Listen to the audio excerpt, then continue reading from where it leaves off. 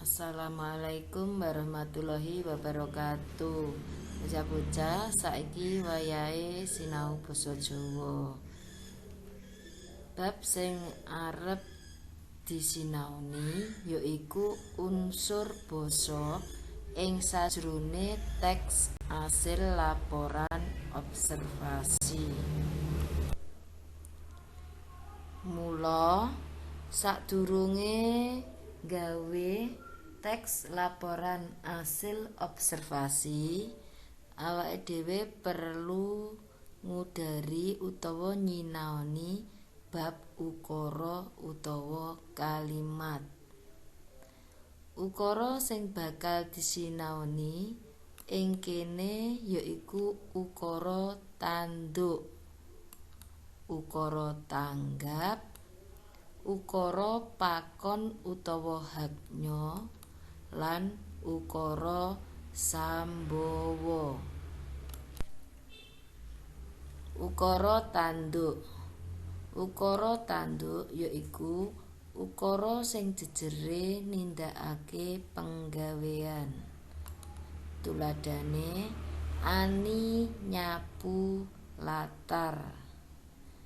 Yen diudal miturut gatrane, Ani jejer, nyapu wasisa, latar lesan. Tuladha keloro, Dewi nggawa kembang.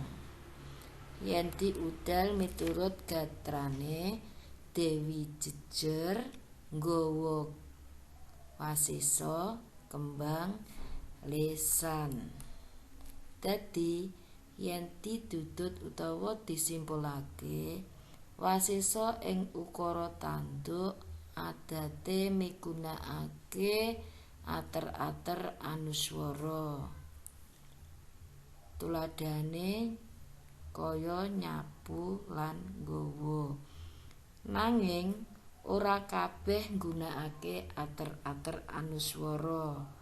Ana uga sing tanpa ater-ater anuswara, kayata adus, turu, tandur, lungguh, lumaku, lan sapanunggalane.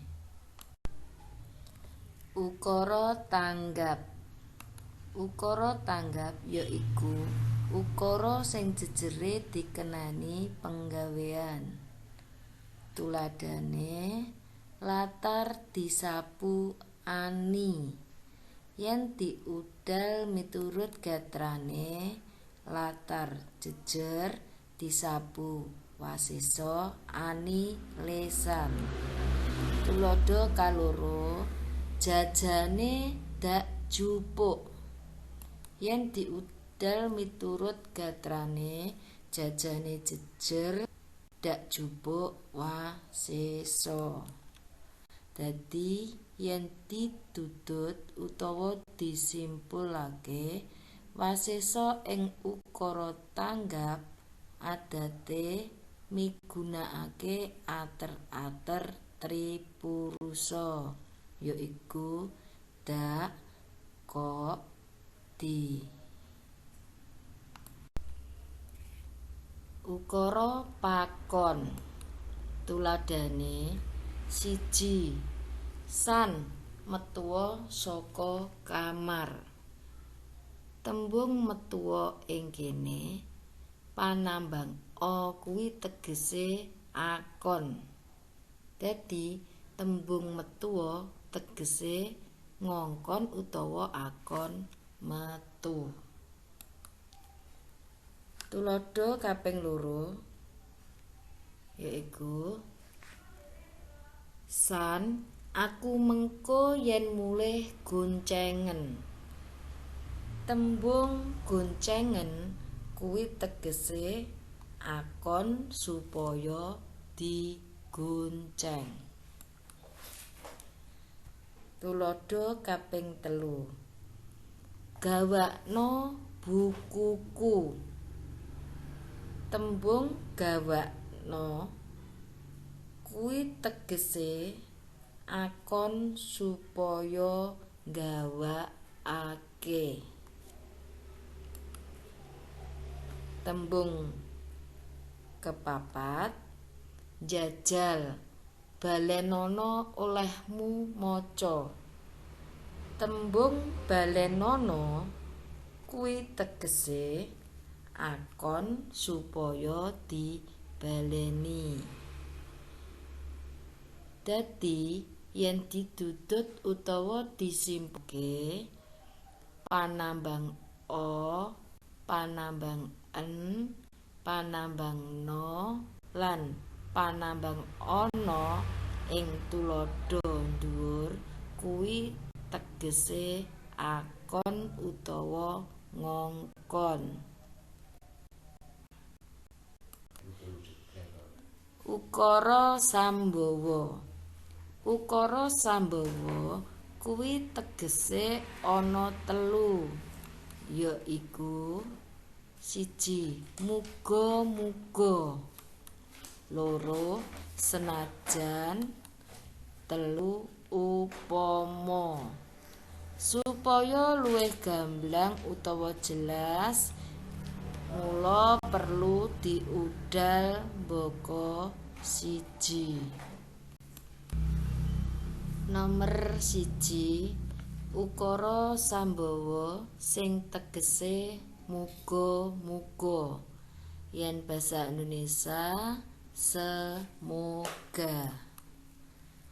Tuladha nomer 1. Menanga sing nganggo klambi abang. Panambang o ing tembung menanga tegese muga-muga menang. Tuladha kaping 2. Turao sanguku mengko. Panambang o ing tembung turao tegese muga-muga turah.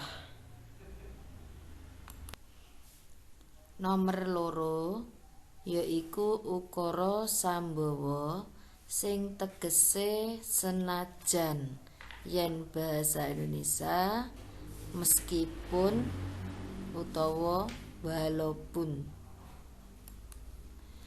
Tuladha nomer 1. Udana aku panggah budal sekolah. Panambang o ing tembung udana tegese senajan udan. Tuladha nomer 2. Bagusa yen ora adus ambune apek. Panambang o ing tembung bagusa tegese senajan bagus.